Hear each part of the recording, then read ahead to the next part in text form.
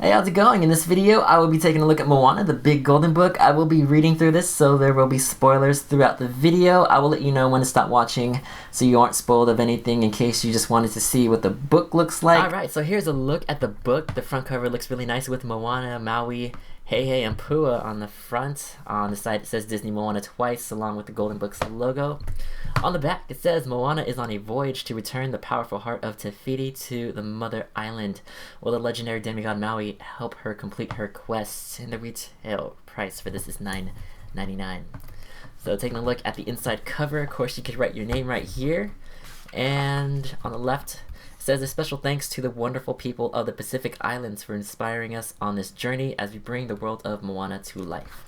And after this page, I am going to start reading, so if you don't want to be spoiled of anything from Moana, just definitely stop watching this video right now. So here we go.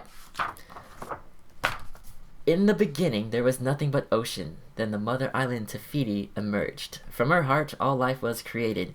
One of the new islands was called Motunui. Protected from the ocean waves by a barrier reef, the island was a paradise for its people. And all those who called Motunui home were bound together by traditions and legends. One of the most famous legends told of Maui, a shape-shifting demigod with a magical fishhook.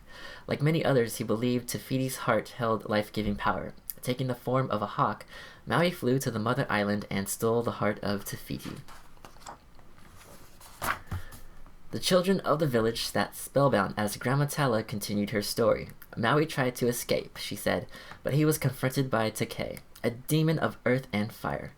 In the battle, Maui lost both the heart and his fishhook. With the heart gone, a terrible darkness spread across the world. It will continue to spread, Grandma Tala said, draining the life from island after island. The other children were scared, but Moana loved the stories. Aww. As the other children wailed, little Moana wandered to the ocean shore. She saw a baby turtle in trouble, so she helped it to the water. As the turtle swam away, Moana saw a pretty shell. She picked it up, and the ocean backed away to reveal more shells. Moana giggled as the ocean presented her with a beautiful green stone. When Chief Tui called for his daughter, the ocean gently set Moana back on the beach before he arrived. And as Tui lifted Moana, the little girl accidentally dropped the ocean's gift. Grandma Tala saw everything and smiled. She knew what the stone was, and she took it. When the time was right, she'd return it to Moana. As Moana grew, so did her love for Motunui and its people, as well as her connection to the ocean. Chief Tui made sure his daughter understood and appreciated all the wonderful things about the village. Inside the protected bay, the people were safe and had everything they needed. Tui told Moana she would find happiness right where she was. She would make a wonderful chief when she was older. When Moana turned 16, Chief Tui took her to the island's highest peak. That was where every chief who had come before had placed a stone.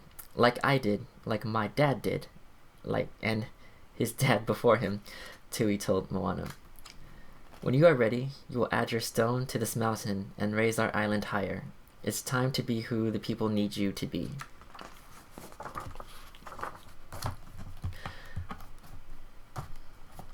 Moana still felt drawn to the ocean. She heard at the village council that fish were growing scarce in the bay, and she wondered if there were more fish in the open sea.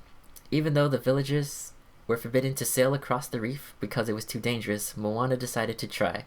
But waves wrecked the boat and tossed her back to shore.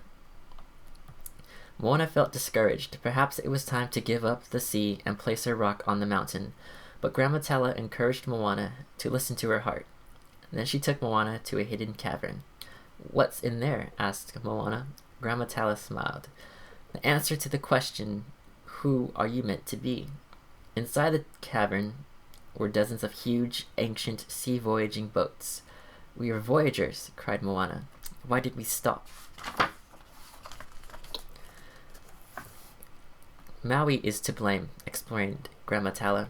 "After he stole the heart, darkness fell and monsters prowled the ocean. To protect the people, ancient chiefs forbade voyaging. The darkness has continued to spread," said Grandma, pointing to blackened trees around them, "chasing our fish and draining the life from island after island." She looked at Moana, but one day someone will deliver Maui across the ocean to restore the heart. Then she gave Moana the stone she'd be keeping safe, the heart of Te Fiti. The ocean chose you. Soon afterward, Grandma Tala became very ill. She pressed her necklace onto Moana's hand. It would hold the heart of Te Fiti while Moana traveled. Quickly, Moana chose a canoe from the cavern and set off.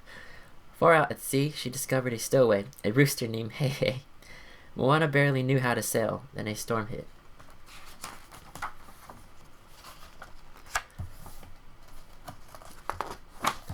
The storm tossed Moana's boat onto a rocky island.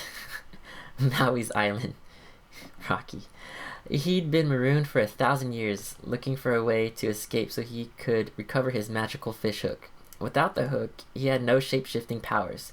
Moana told Maui he must go with her to restore the heart of Te Fiti, but Maui was only interested in bragging about his great feats, like pulling up the sky, lassoing the sun, and bringing fire to humans. "You're welcome," he said.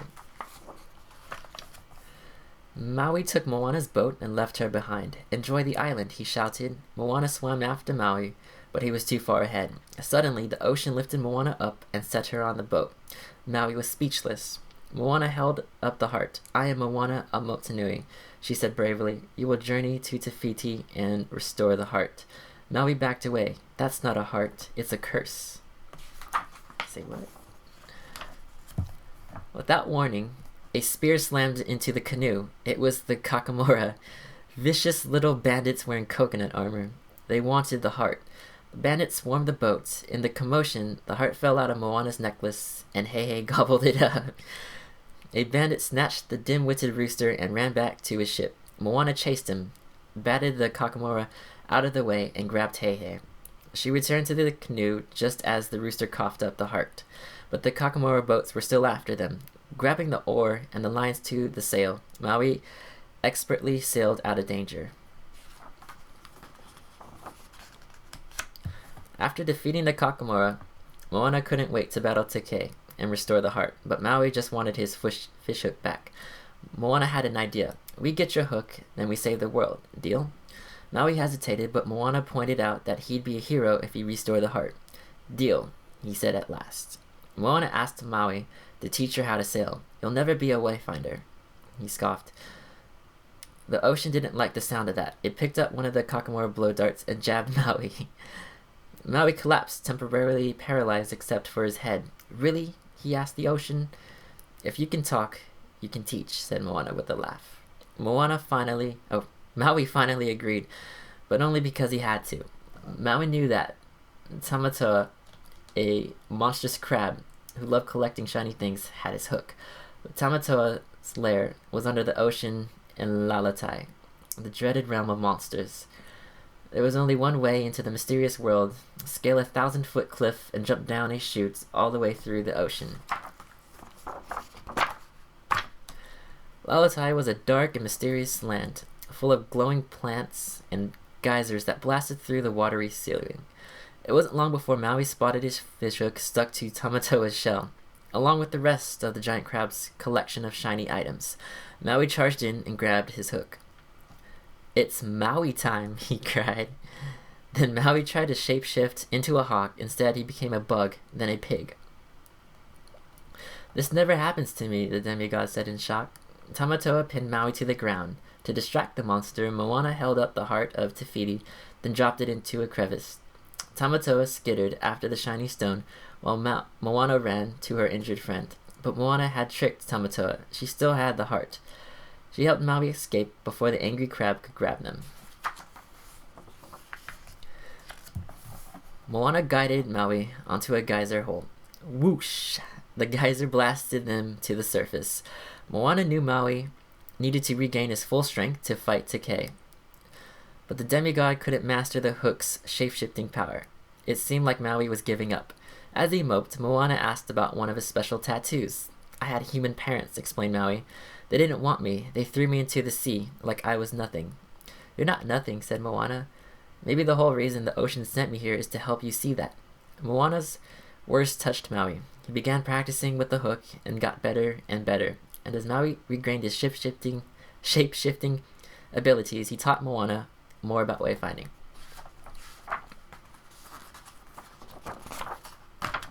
Whoa. At last, Maui felt ready. Moana used her wayfinding skills to sail her boat straight to Te Fiti. Clouds of smoke and ash rose above the Berry Islands, hiding Te. Moana gave Maui the heart and smiled. "Go save the world," she said. Maui turned into a hawk and flew off to restore the heart of Te Fiti. But suddenly, Te, the lava monster, burst through the clouds and knocked Maui out of the sky. "No!" screamed Moana. Quickly she sailed in and pulled Maui from the water. Whoa. Moana steered toward a narrow gap between the Berry Islands. She was heading back into battle. "We won't make it," said Maui. "Turn around." Just then, Te brought down a fist to destroy the boat. Maui blocked it with his hook. The shockwave blasted Moana and Maui far into the ocean. The boat was in shambles, and Maui's fishhook was cracked. "We can fix it," Moana told him. "It was made by the gods. You can fix it." Maui refused to go back. "Without my hook, I'm nothing," he said. He was afraid another fight with Te would shatter his hook completely. Moana pleaded with him to stay. "The ocean chose me," she said. "It chose wrong," Maui replied angrily. Then he shapeshifted into a hawk and flew away. Moana yelled at the ocean. "Why did you bring me here?" she asked, sobbing. "Choose someone else." Then she dropped the heart of Te Fiti back into the ocean. Just then, a glowing manta ray swam by. A moment later, the spirit of Grandma Tala appeared on the boat. "I never should have put so much on your shoulders," she said, wiping away Moana's tears. "If you want to go home, I will be with you." But Moana could not make herself turn the boat around. "Listen to the voice inside," Grandma said. "Do you know who you are?" Moana began slowly. "I am the daughter of the village chief," she said. "We are descended from voyagers." Moana's voice grew stronger as the spirits of her voyaging ancestors appeared near the boat. "I have fought with monsters. I am all these things and more. I am Moana." Moana drove into the ocean, swimming deeper and deeper in search of the heart. At last she saw it, glowing at the bottom of the sea. Moana kept going until finally she had the heart. When she came back up, Grandma Tala was gone. Moana knew what she had to do. She repaired the boat and sailed back to face Te on her own. She steered toward an opening between the Berry Islands, heading for Te Fiti. Moana noticed that Te couldn't move through the water. That meant if she got past the Berry Islands, she'd make it to Te Fiti. But the lava monster brought down a fist again. Moana dodged the blow and turned toward another gap. When Te cut her off, Moana doubled back. It was all part of her plan. At last, Moana made it through, but Te launched a lava ball that capsized her boat. Te's hand was poised over Moana, ready to deliver a final blow. Suddenly, Maui appeared and knocked the monster's fist away. "Maui!" cried Moana. "But your hook!" Maui held up the cracked hook and nodded. "Some things are more important," he said. "I've got your back. Go save the world." "Thank you," said Moana. Maui smiled. "You're welcome." Moana reached Te Fiti and scrambled up a slope. But something was wrong. The island was gone. There was no place to put the heart. She turned and saw that Te had completely smashed Maui's fishhook, and for the first time, Moana noticed a glowing spiral on Te's chest. Moana held the heart of Te Fiti over her head and spoke to the ocean. "Let her come to me." The water parted, opening a path that led straight to Te. The monster raced towards Moana. Very calmly, Moana began to sing. Her song echoed what Grandma Tala had taught her and what she learned about herself. The words seemed to affect Te, who slowed down.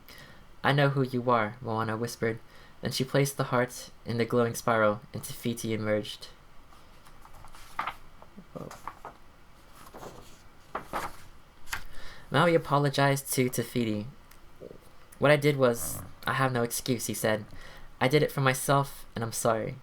You may smite me now." Te Fiti brought down her fist, but not in anger. In her palm was Maui's fishhook, completely restored. With love, Te Fiti then set Moana on the beach, where her boat, covered in flowers, was ready to sail home. Moana gave Maui a hug. "You could come with me. My people are going to need a master wayfinder." "They already have one," said Maui. A tattoo of Moana, the wayfinder, appeared over his heart. All across the ocean, life returned. The spreading darkness was gone. On Motunui, the land turned green and lush. Fish returned to the bay. The whole village joined Moana's parents at the water's edge to welcome Moana and Heihei home. At last, Moana was ready to become a leader and place her stone with those of the other chiefs.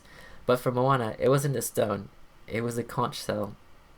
The islanders were inspired and remembered who they were, voyagers. Together, they repaired the ancient boats and headed into the open ocean for a new era of exploration, led by a master wayfinder. She was Moana. So that's Moana, and it's a pretty neat story. I really can't wait to see this in theaters.